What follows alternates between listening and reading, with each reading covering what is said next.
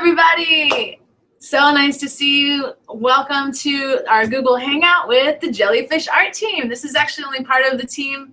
My name is Paola Espitia. I'm the Director of Education for Jellyfish Art, and we have... I'm John Michael DeGidio. I am the Director of Aquaculture and Production.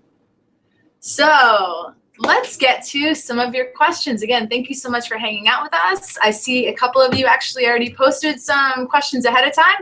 So let's get straight down to business here and go at it. So our first question was, how large are the jellies that ship before Christmas, and can we get larger ones? So the jellies that we actually ship with our Kickstarter package are about an inch to an inch and a half to 2 inches in diameter. And so that Kickstarter package is an as-is package. So as we ship it exactly with those 3 jellies that come with the tank. Now, if you want to upgrade after the fact, you can always go back onto our website, jellyfishart.com, and order one of our medium or our large size jellies. So that way you can have 1 extra jelly in there that'll be a little bit larger. But don't forget, these jellies grow really fast. And so even though you may have them at an inch and a half to 2 inches in diameter, they actually can double in size even within a single month. So they will grow. Do not be afraid about that. They grow really quickly. John, you want to add anything to that? No, I think that was covered pretty well. That covered it. All right. So thank you, Keith, for that question. Our next question is, what is the minimum temperature the jellies can tolerate? Apparently, this person lives in a little bit of a colder environment. And so it actually turns out that the jellies do really well in cooler environments. They have a very broad temperature range. So anywhere between 60 degrees and 76 degrees Fahrenheit. And actually, John, what is the aquaculture facility at right now? What temperature do you keep it at? 68 to 70. So even during this time frame, shipping during the winter months, because we do ship in insulated boxes, we have no problem with shipping during the winter time. And actually, we're here down in South Florida, so we're still, I don't know, probably 78 degrees today. So you'll actually probably see an ice pack in that packaging, and that's because in our area it is a little bit warmer, but once it ships off to the rest of the country, it's actually quite fine. The jellies do just fine. All right, let's see. We have another question here from Steve. So for the weekly water changes, if we mix 1 gallon of salt water and only use half of the remaining salt from that 1 gallon jelly salt pack, can you then reuse the rest of that jelly salt for the next week? And John, why don't you answer that? Okay. So of course, we actually suggest that you mix the whole 1 gallon. So it's a 1 gallon salt bag with 1 gallon of distilled, deionized, or reverse osmosis water. And once you've done that, then letting salt water sit, because there are actually no contaminants in that water or in the salt bag, you can let it sit for as long as you like, and the salt water will be perfectly fine. As long as you keep it in a room temperature environment, you shouldn't see any difference within the salt water between the week you make it and the next week. It'll actually help dissolve more salt. So when you do these water changes, we recommend that you mix your salt at least 24 hours prior to adding it to your tank. And when you do mix it, you should take 3 to 4 different times within that 24-hour period and shake up the water and mix it vigorously so that you don't have any undissolved salt ions in the water prior to adding it. So I hope that was nice and clear for you. It is actually a really cool thing that we did try to make it as easy as possible as far as making your own salt water, which is why we do offer that 1 gallon jelly salt package. And so we hope you find it just as easy. We hope it works out for you. All right. Let's see. So we have another question here. It just popped up. So distilled will be just as good as reverse osmosis or deionized water, right? And you are absolutely correct. And oftentimes distilled water is usually easier to find. That's something that you can find at grocery stores or at mega stores, even home improvement stores. So yes, distilled water is totally acceptable, and just like John had described, you can even pour that entire contents of the jelly salt into a 1 gallon distilled water jug, shake it up a couple times, and then that way you have a 1 gallon pre-mixed amount of salt water, and it'll be the perfect salinity for your jellies, which is, what is our salinity? Between 28 and 32 parts per thousand, or 1.020 to 1.024 specific gravity. Cool, thank you. So it looks like, here's another question. Can we breed the jellyfish in this? And we actually do get this question a lot. Jellyfish are not that easy to breed, which is probably why not many people are doing it. But go ahead, John, why don't you answer that one for us? So breeding of the jellyfish goes through multiple stages, and it's actually quite hard to do in a small environment like this because, one, you really don't know the sex of the jellyfish until you look at them under a microscope. So it's really hard to tell if it's a male or female until you look at the gonads under a microscope. And without a large population of jellyfish in the tank, it's very unlikely that you will see reproduction occur, because the way jellyfish reproduce is that they release both their gametes, the sperm and the egg, into the water column, and then the egg and the sperm meet in the water column and are fertilized externally. So from there, what happens is that egg turns into a small little like amoeba-looking larvae, which is called a planula, and that larvae will settle somewhere in the tank. In these tanks, we really don't have a great surface for settling, so that's another reason why you don't see polyps growing in these tanks. The polyp is what occurs after the planula larvae settles, and it looks like a small anemone. And this polyp can reproduce asexually, so it will bud, and you'll see more and more polyps growing. But because, again, there's not a very convenient surface for the planula to settle on and grow, we really don't see polyp growth in these tanks. Additionally, from there, there's a lot of getting between the polyp, which is the benthic phase of the jellyfish, and the actual adult jellyfish, which is the medusa phase. You have to manipulate a lot of parameters to actually get it there. So you probably will not, unless you're playing around with your tank and changing temperature and adding, decreasing salinity, a bunch of different things, you would not see any growth of any polyps or strobilation in your tanks. So the moral of the story is you will not wake up to 1,000 baby jellyfish and then not know what to do with all these baby jellyfish. So that's a good thing. We'll help you out with the jellyfish side of things so you don't have to worry about it. So here's a question that's pretty neat. Can these be displayed in dark rooms, or do jellies need sunlight for health? And it's an interesting question because you will see what we're going to show you what this tank looks like in the dark. It's still kind of light, but I know. Never mind the window in the back, but you can imagine. So here's the remote control, and so you can see there are so many different color options, and there's even different options for how the color changes, whether it's disco mode, strobing, or just a nice soothing easing between the colors. So let's do some strobing or easing. The red turns out really nice. hey, there's jelly. There they are. So actually, I think we get pretty good light like this. Yeah. We'll continue in the dark. It looks pretty cool anyway. So the other part of that question was whether the jellies themselves actually need sunlight to survive, and these moon jellies actually do not. There are some species of jelly, like the Cassiopeia, it's an upside-down jellyfish, that do require sunlight to survive because they actually have photosynthetic algae that lives in their tissue. And so the jellies actually get their nutrients from the algae itself. So in that case, they do require special lighting, but with moon jellies, they do not require special lighting.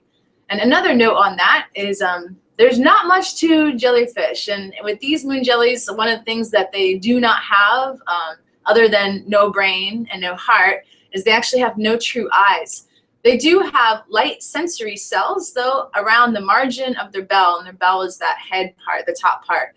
And those light sensory cells allow these jellies to tell basically up from down when they're, out in the open ocean, so they can sense where the sunlight is, and then they can also sense where the depths are because it's a lot darker down there. So that being said, you can leave the LED light on at all times. I actually do with my jellyfish aquarium at home. And I love it because it ends up producing a really great light, and it's a nice night light for your house. So leaving the LED light on at all times actually would not affect the jellies, and it helps to create a really cool ambiance in your space. All right, thank you so much for that question. So another question. Yes, John, you're absolutely right. So he was commenting that it is too bad that the jellies don't breed in the tank. Mainly because these jellies do have a lifespan of between a year and a year and a half, so it's not a very long lifespan, but it's actually a little bit longer than what you see out in the wild. Just as John had explained, the life cycle of jellies, it's actually very quick, and so when they're at the final phase of their life cycle is usually in the summer months, like August, which is oftentimes the time period when you feel jellies more so than you see them. And so at that final stage is when they're reproducing, and then they're done with what they need to do in life. So because we actually have these jellies here in our aquarium, not only are they protected from natural predators like sea turtles, but they also aren't being disrupted by wave turbulence. And because we have tons of food available to them at all times, we actually kind of help to lengthen their lifespan in these tanks. So what else do we have here?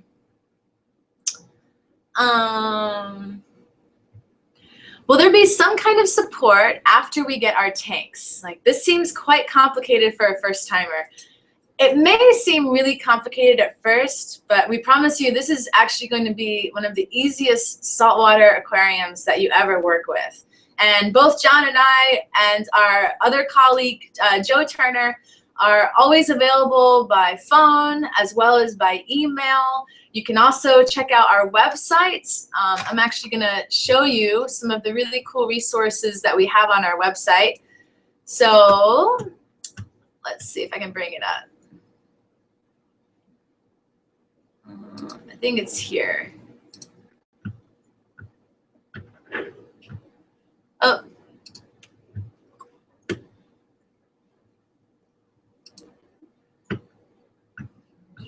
There we go.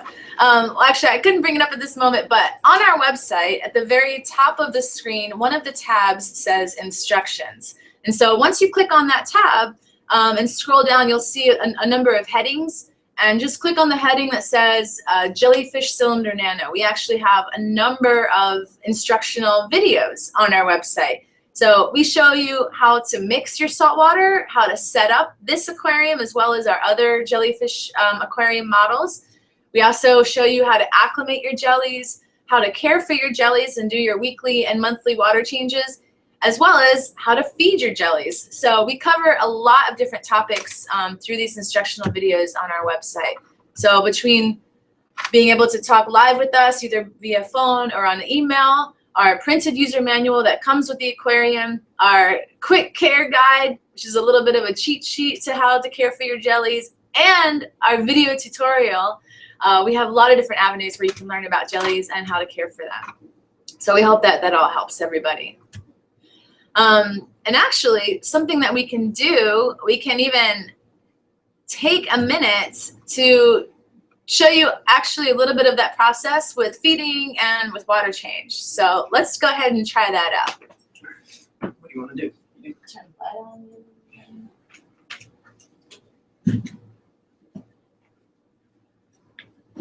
So I'll show you this. This is actually the jelly food that comes with your aquarium. You can see, you may not be able to see, but it's actually a very fine pelleted food.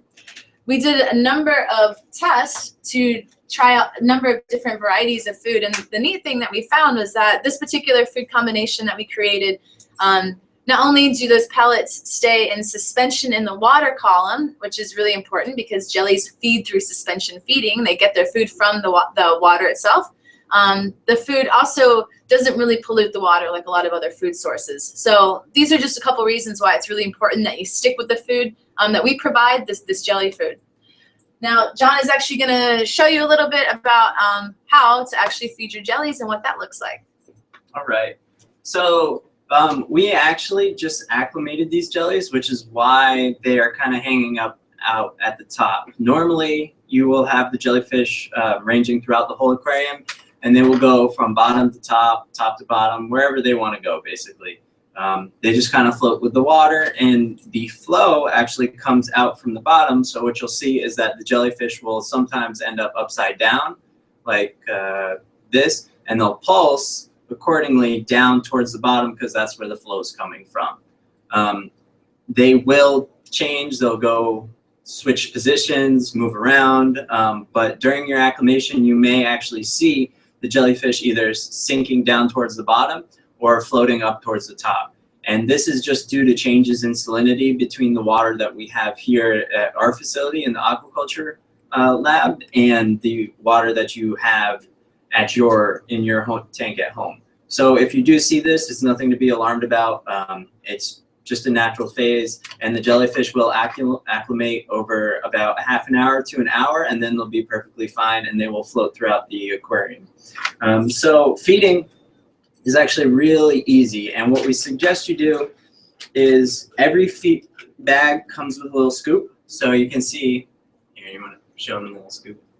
So it's a really tiny little scoop. Compared to my finger. It's super tiny. Yes. And every bag of food comes with this scoop. So if you don't think it's in there, it's in there. Just dig a little bit.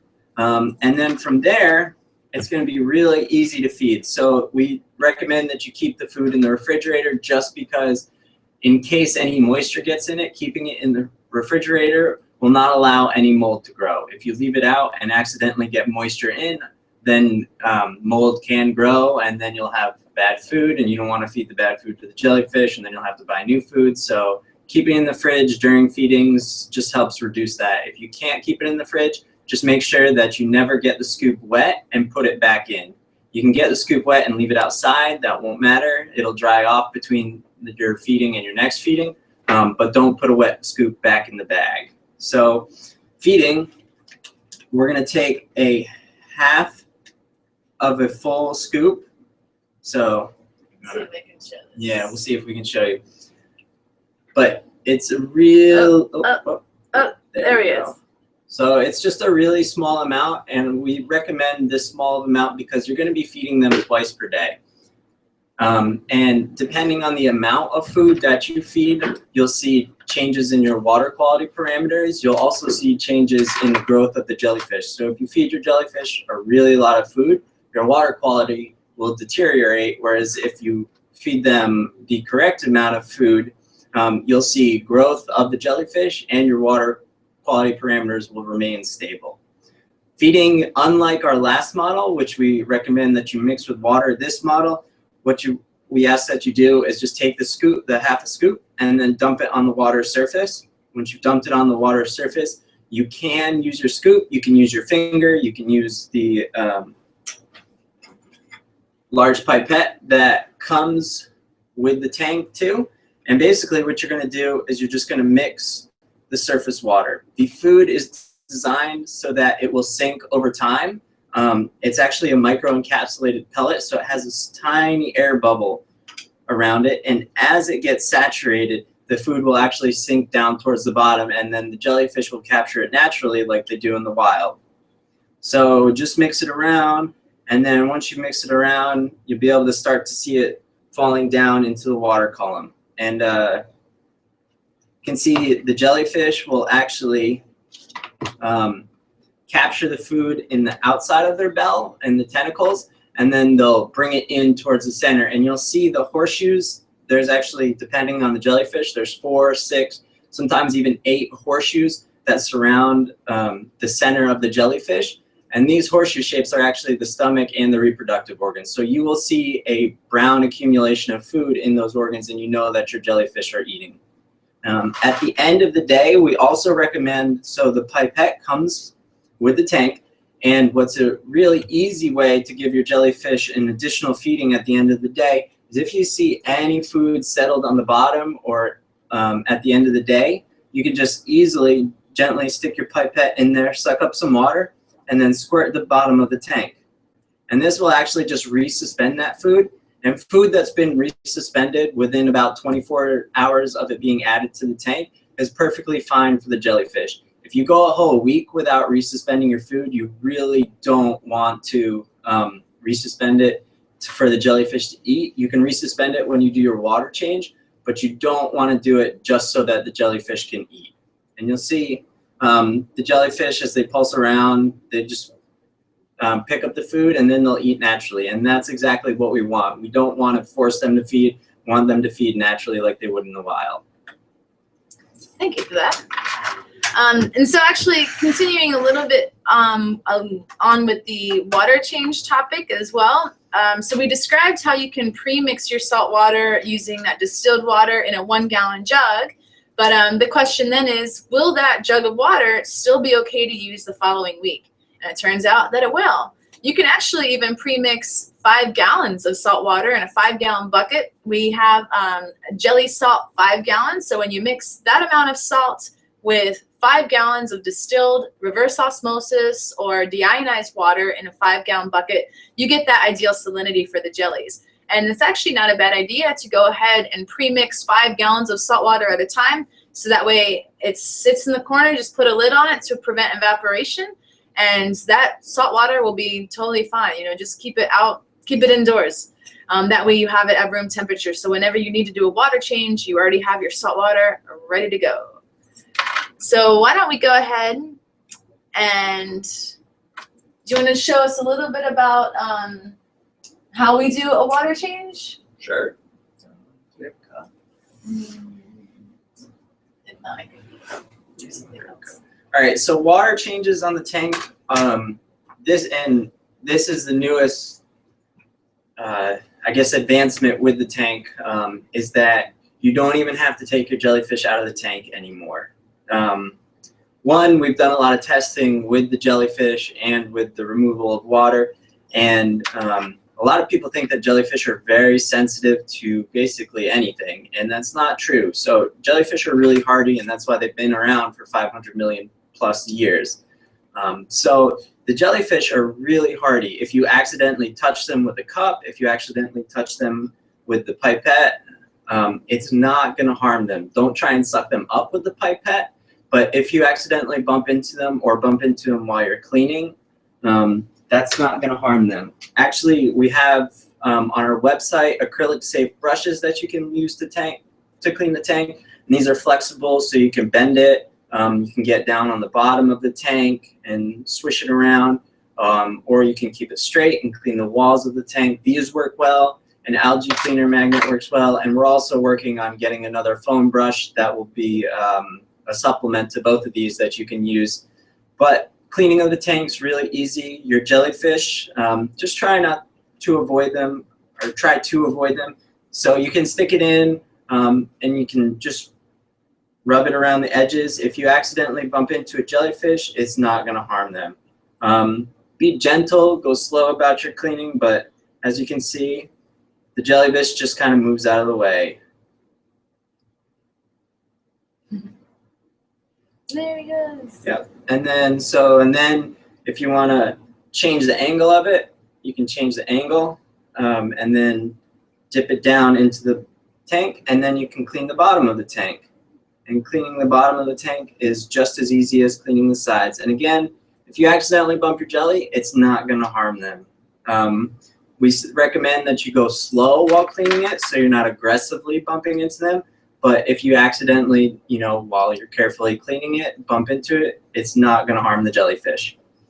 So once you've done that, what we then suggest is to take a cup, and you can literally use any type of cup, and you'll just scoop the water out into a 5-gallon bucket. We don't have a cup, do we? Okay, you can grab one. All right, I'm gonna grab a cup.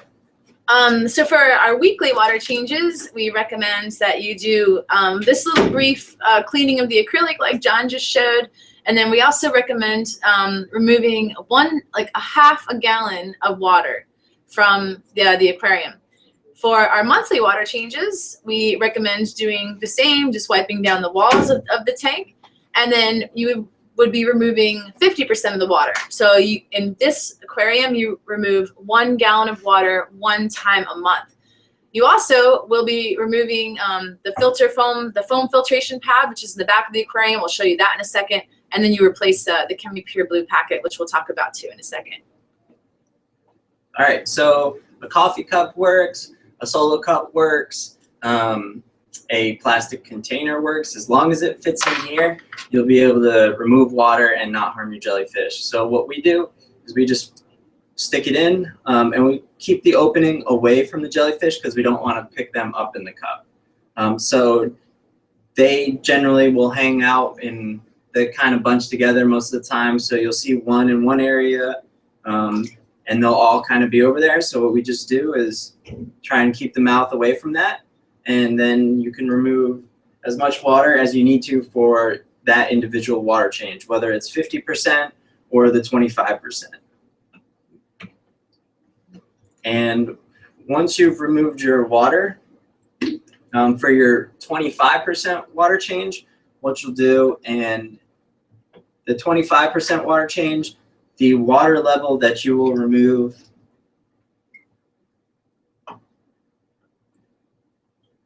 is about around here, maybe a cup more.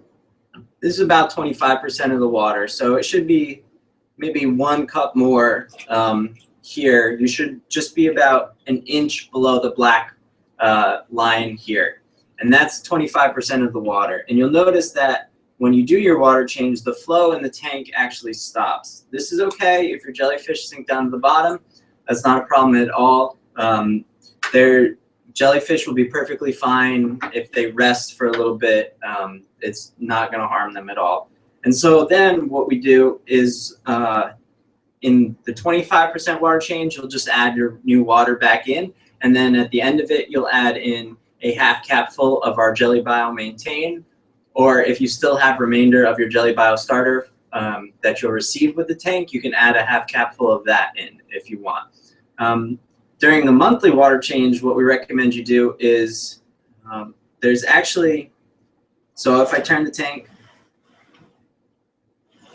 let's go this way. So this is the back of the tank, and what we see that we have our air line right here with our airflow control valve, and then we have our power source for our light as well as the air pump. And what we're going to do is their airline runs up through this tube in the back of the tank and comes out into the tube. And the airline then attaches to a rigid piece of airline tubing, which is a piece of plastic. And we suggest that for the monthly change, you do not remove this during your water change. We suggest that instead of it heading the curve of it pointing directly towards the back of the tank, just rotate it 90 degrees and rest it upon the plastic within the tank. This allows you to access the back chamber and the filtration chamber of the tank. So in the filtration chamber, you'll have a ChemiPure Nano pack, and this helps remove any nutrients that are in the tank. So things that deteriorate from the food deteriorating, such as phosphate, this will help remove this. And so we can put the the ChemiPure Nano packet there, and then you can also pull out your foam filtration pad. And this is the filter media for the tank. So this helps remove particles that get sucked out through the outflow. It also helps hold the biological bacteria that are beneficial for the tank. So these are nitrifying bacteria, and they reduce the waste that the jellyfish produce to the least harmful form, which is called nitrate, and that is then removed during your water changes. And once you remove this for your monthly water changes, what we suggest you do is we suggest that you take it and you can put it in the water that you've removed and then wring it out. So in the water, what you'll basically be doing is you can squeeze it, you can twist it, you can shake it around, and that's to remove any of the debris that are stuck in the foam filtration pad This will not remove the bacteria that are in there that are beneficial for your tank.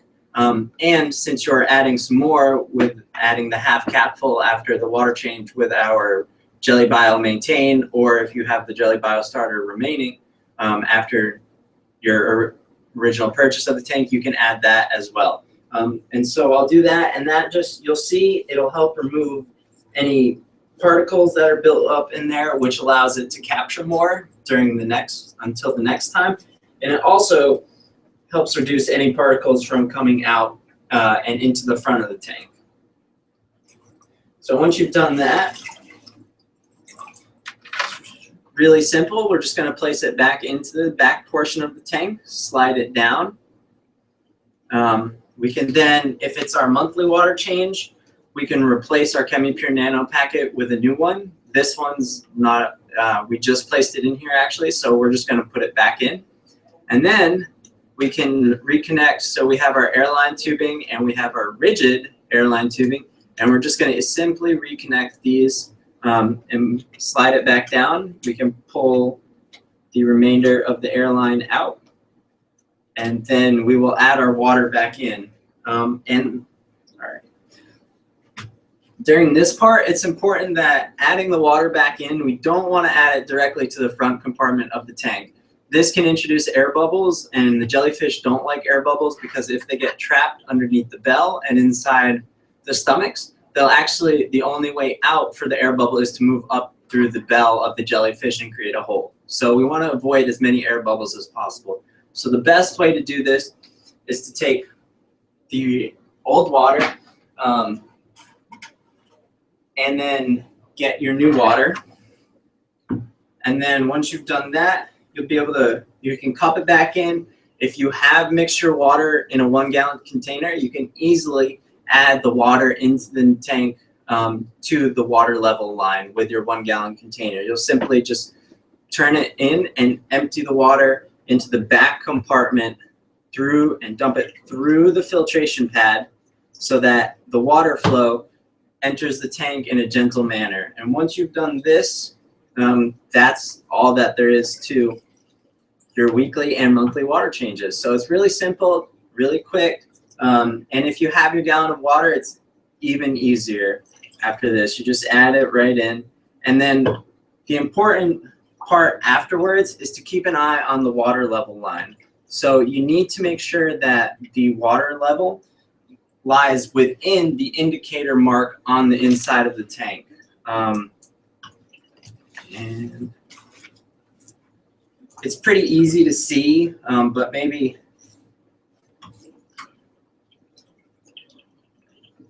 perfect. So that's all that there is to that. And then you'll see, since we just fed them, you'll actually see now that all those food particles, they did settle down to the bottom, but they're back and resuspended in the tank, and the jellies will continue feeding. It's kind of hard to see from here, but give me a sec. Actually, John was mentioning that indicator line in the back. Here is my rudimentary illustration of what he's talking about. So this is the line that you'll see in the back, and we just want the water level to be right in the middle. So this being the maximum fill line, and this being the minimum fill line, you want it right there in the middle. All right, so let's see if you guys can see here. Almost. So see that? Yes, you want to point to it? Yes, I'll point it out. I'll even put a light on it. All right, so you can see that line that's at the back of the tank. So we are describing this line right here. Right, and your water level, in order to keep the flow going, needs to be in between the top and the bottom of that. All right, perfect. That was a good demonstration. Something else to note, did you just see how easy that was for him to pick up and move? So that's the beauty of a 2-gallon saltwater aquarium, is that you can, it's transportable. You can move it whenever you need to.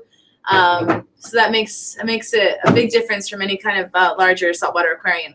The other thing to note is that John was talking about that small packet of ChemiPure Blue Nano. That's what we call it. It's a carbon filtration. It's the chemical filtration for your aquarium. And so that actually pulls out any kind of dissolved organics from your water. things like phosphate that produce a lot of algae growth. It'll pull that right out, and so it really helps to minimize your algae growth, and it also helps to keep your water nice and clear. And so sometimes, because it is carbon-based, it will have a black dust to it. So just make sure you rinse that under fresh water before you add it back into the aquarium. So just a little suggestion there. I also noticed somebody had a question about the Jelly Bio Maintain that we mentioned. That is actually available on our website. The kit itself comes with Jelly Bio Starter. And so that's going to help populate your tank with its initial population of bacteria. You just shake it, add 3 capfuls of that to the aquarium to start your population of bacteria. And then the Jelly Bio Maintain will be used to repopulate the bacteria after you do these larger water changes. So, hi Giovanni, ciao, bella, right? That's Italian. He's joining us from Italy. Welcome to the conversation. Please let us know if you have any questions. It's actually a pretty neat thing that we were able to do. Although we can't ship live jellies or the food internationally, we can actually ship our tanks internationally. So surprisingly, there's a number of jellyfish sources abroad, both in Europe and Australia and other places abroad. So our Kickstarter price on that tank is $150, and that's going to allow anybody in the world to have, you know, their jellies and enjoy their jellies in their space across the pond. So let's see, what else do we have here? And actually, just as I had mentioned, Steve, you can actually rinse that ChemiPure Blue Nano packet under tap water. That's totally fine. And when you do, you just want to make sure that you rinse it until the water turns clear. Like I said, you might see that the water is a little black as you're rinsing it, and that's all of that, the residual carbon powder that's coming off of that packet. We also have that packet as a 5-month supply, and that's $19.99 on our website. And so that's definitely something worth looking into. Although it's not absolutely necessary, like your jellies will not die if you don't have it, it really does make a big difference in your water quality. And like I said, we do offer a 5-month supply at that reduced rate. So certainly worth checking into. All right, what else do we have? Yes, exactly, Giovanni. So if you do need information about exactly where to source your jellies, when you go to our website, we do have some links to international suppliers. But you can also call around to aquarium stores near you, and they should be able to help you find a local source for jellies, for moon jellies. What else? What other questions do you have out there? Let us know. We definitely have a lot of information to share. Another thing that you can do, so we talked a little bit about the jelly food that we have, but we also have brine shrimp hatchers that are available. Brine shrimp are a really cool way to supplement your food, and so we actually have a video tutorial on our website to show you exactly how to hatch out your baby brine shrimp.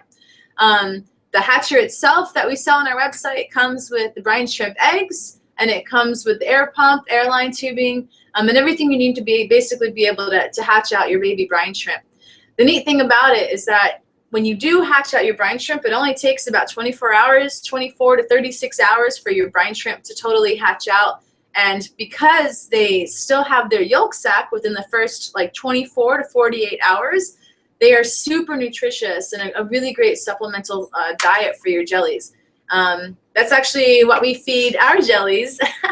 is a combination of jelly food and live baby brine shrimp. So definitely worth looking into if you want to spice up the routine a little bit. We would recommend supplementing the jelly food with live baby brine shrimp maybe once or twice a week. That would be fine. So here's another question. Other than the fact that your jelly salt is pre-measured, is there any difference between it and products like Instant Ocean? No, actually Instant Ocean is totally fine to use. You just need to make sure that you use the hydrometer or any hydrometer. There is one that's provided with the aquarium to test the salinity of that salt water that you mix using Instant Ocean before adding it to the aquarium. So like we mentioned, their ideal salinity range is between 28 and 32 parts per thousand, which is 1.020 to 1.024 specific gravity. So just make sure that the salt water that you're adding into your aquarium after your water changes is within about 1 part per thousand of the tank water. So Instant Ocean is totally okay to use. You can also even buy pre-mixed salt water from aquarium stores.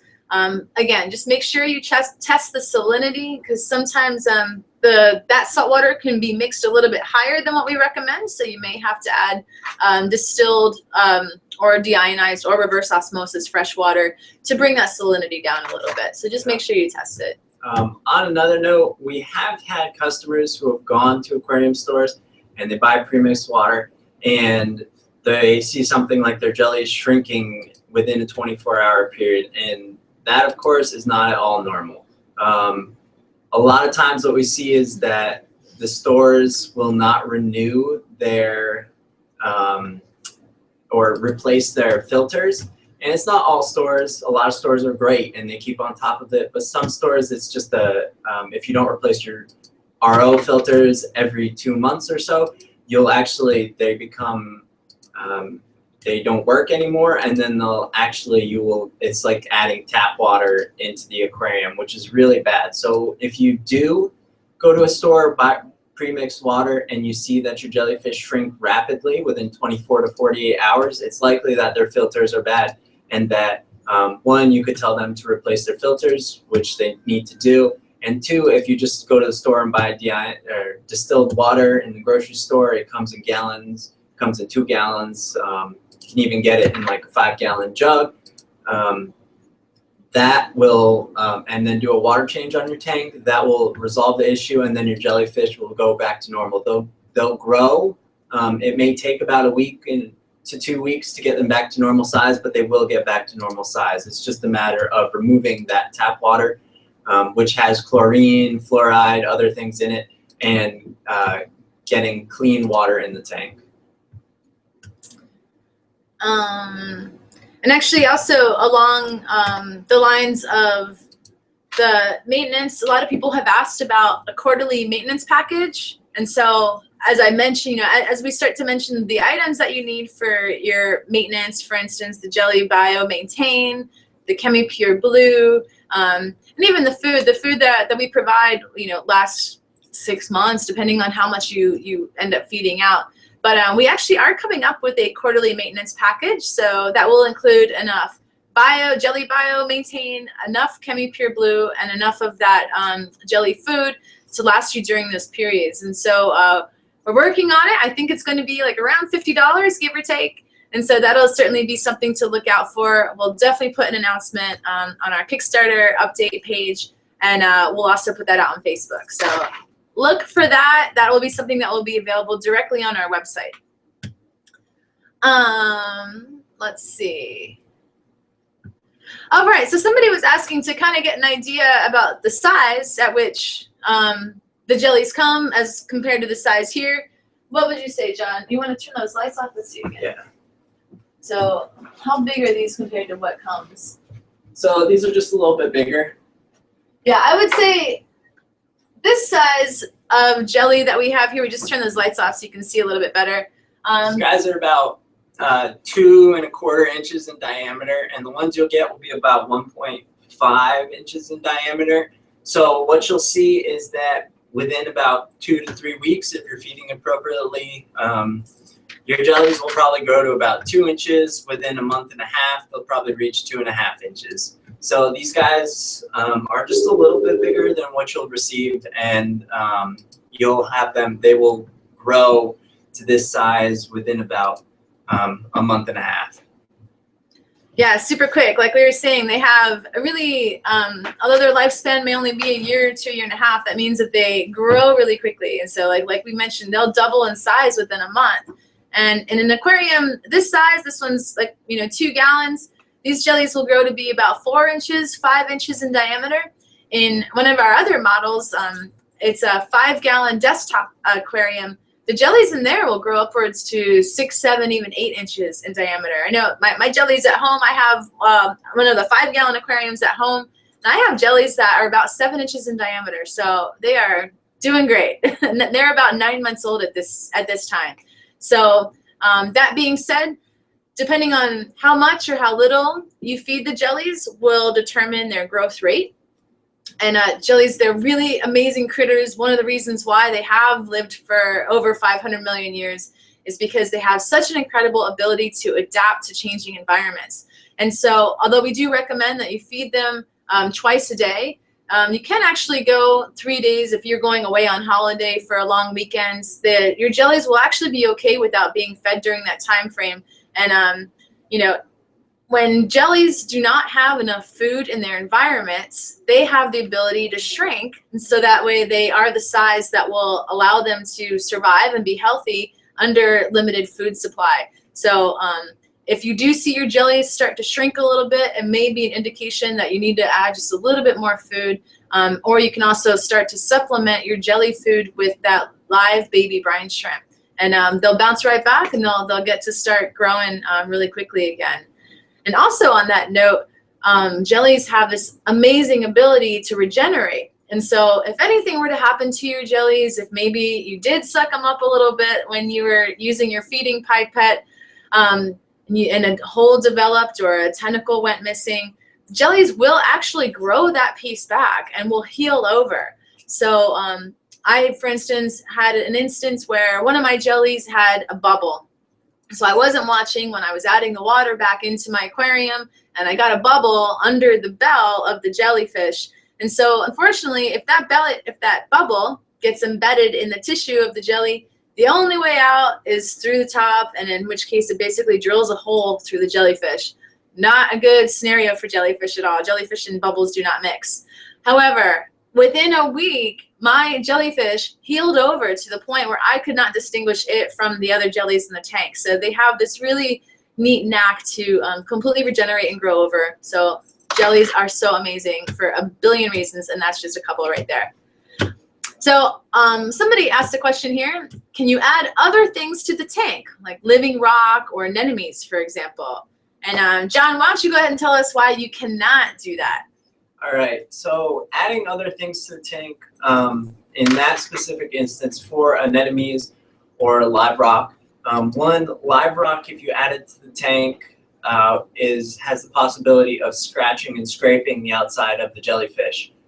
If you add it into the front part here, when you put it on the bottom, the jellyfish move up and down throughout the water column. They're going to run into it, and anything that has a hard surface like that, that's not smooth, the jellyfish will get scratches or scrapes on their bell, which is never good, and causes stress. Once jellyfish are stressed out, they do regenerate, but it's harder for them to regenerate when completely stressed. So if everything's great in your aquarium, the jellyfish will regenerate really quickly. If it's not and they're stressed out, it will take much longer. So live rock, definitely, or any type of rock, not good. It also will block the flow in the tank because the flow does come from the bottom. So it can affect the flow, which would then affect how the jellyfish move within the tank. Other things such as anemones, anemones will actually sting the jellyfish, and that's why we also can't add other species of jellyfish with these jellyfish, although the jellies will never sting you because we breed them at our facility, and the sting potential that these moon jellies have compared to wild moon jellies is highly reduced. So you'll never actually feel a sting, but other animals will. So other fish, for example, will feel stings. Other fish can also be territorial, like clownfish. And clownfish, when the jellyfish capture food in their tentacles and they move it to the oral arms, which are the arms that are located at the center of the body, the clownfish are smart enough to know that when the jellyfish pulses out, it leaves those arms unprotected, and they'll swoop right in and eat the food that's captured in the tentacles of the jellyfish. So we don't really want to add those. The only thing that we have really had great success with adding to the tank are marine ghost shrimp. And these guys do really well with the jellies. They know to move out of the way so they don't get stung. They'll actually even, we've seen them in one tank, they rode around the tank on the top of the bell of the jellyfish. So they do really well. However, since there's no substrate or anything on the bottom of the tank, we don't know about it in this aquarium. In the other aquarium, there is substrate, so the marine ghost shrimp are okay. You know, they can sneak down through the slits and down into the substrate if they want. If not, they just hang out on the bubble channel plate. But in this tank, we haven't tested it out, so we cannot give any advice on it. We just know that in the other tank, they have worked well. And so actually, John Fan, this is for you out there. So our John mentioned something about the clownfish, for instance. So we also really don't recommend that you put any other species of fish in with these aquariums. One, because this is only 2 gallons, so it is very small. The fish can pick out the food from the tentacles of the jellies, causing the jellies harm. Also, the bioload could potentially be a factor. So we like to say, keep it simple, keep it jellies. All right, we don't have a ton more time here, but I want to get through a couple more of these questions. Justin, you asked, how long does the jelly bio-maintain last? Well, we recommend about a capful after every large water change, so every month. So that jelly bio-maintain is going to last you about 6, 7, 8 months. So it's going to last you quite a long time. Either way, you can get new jelly bio-maintain from our website. I believe it's only $7 for a bottle. Yeah. As far as when will the quarterly maintenance package be available, very soon. so like I said, just keep an eye out on our Kickstarter update. We'll let you know when all of those things become available. But like I said, that's going to be something that will be more so available for purchase on our website directly. So the Kickstarter was really for just the Jellyfish Cylinder Nano package itself, and then any additional accessories or including other sizes of jellies or adding an additional jelly after the fact can be done through our website as a separate shipment. We have another question here. I bought the auto feeder, so they'll get enough food, but how long can the jellies go without cleaning or changing the water if I have to travel? So this is a tough question because it depends on what you do to your tank prior to leaving and after you get back. Generally, without feeding the jellies, we recommend the most is 3 days. So it's good for those of you who want to keep it at your work. The weekend, perfectly fine. And you don't even really need to feed extra on Friday or Monday because the jellies will be okay for those 2 days without the food. The auto feeder is fantastic. It works really well, and it fits. If you look at the lid here, the opening of it actually fits right into the hole of the cutout jellyfish on the tank. So you can just place it on the tank, and then it dumps the food right in there. Leaving for about 7 days is the maximum that we're going to recommend. And if you do leave for 7 days, you need to conduct a water change a day or two before you leave, and we suggest you increase the amount of your water change. So if you're leaving for 7 days, you should do a 50% water change before you leave, and when you get back, you should do a 50% water change as well. Also, with the auto feeder, you can adjust it to feed up to 4 times a day, but since you won't be there to monitor anything, it's best if you keep it to 1 or 2 feedings a day. And you can adjust this with the little pegs that pull out and stick in. And we say you should do, if you're going to do 2 feedings, they should be 12 hours apart. And again, just ensure that when you go, before you leave, you do a water change, which is about 50% should be good. And when you come back, you're going to have to do a water change as well. And on those larger water changes, you may want to, before you do your water change and everything, you may actually want to use your feeding pipette to remove any buildup on the bottom. And you can do this by simply lowering your feeding pipette into the tank and then squeezing it once it's in the tank. And then that will actually create a suction action, and you can suck food up into the pipette. So anything that's left on the bottom after 7 days, you don't want to resuspend into the tank to let the jellies eat, which is why we recommend if you're there around your tank before you leave for the night or before you go to bed, just resuspend any food on the bottom, and that will give them that extra feeding and helps keep the tank extra clean. So yeah, I mean, you can do it. Just be careful and stick with those water changes. The auto feeder works great. We've tested it out. We had it on our tanks, and it's great with this tank because you don't have to remove the lid, so you won't see any evaporation from the tank outside of what we normally see, which You don't have to do any addition of water to the tank during your week. So yeah, you just put it on top, it'll feed, and then just do those water changes and you should be all right. Well, that's about as much time as we have for today. We really hope that you got a little something extra out of this Google Hangout. Thank you so much for joining us, for hanging out with us. And again, thank you so much for backing us. This has been such a wild ride. We're totally having a lot of fun, even though we are working super hard to get everything out to you all. We love what we do. We live and breathe jellies, and we hope you can see that, and we hope that we're here to help you out. So if you have any other questions, you can always send us an email at info@jellyfishart.com. You can also call us at 844-535-5900, or you can visit those video tutorials that I had mentioned on our website at jellyfishart.com. So from me, Paola, John, and Joe, and everybody else, thank you so much. Have a great day, and keep pulsing.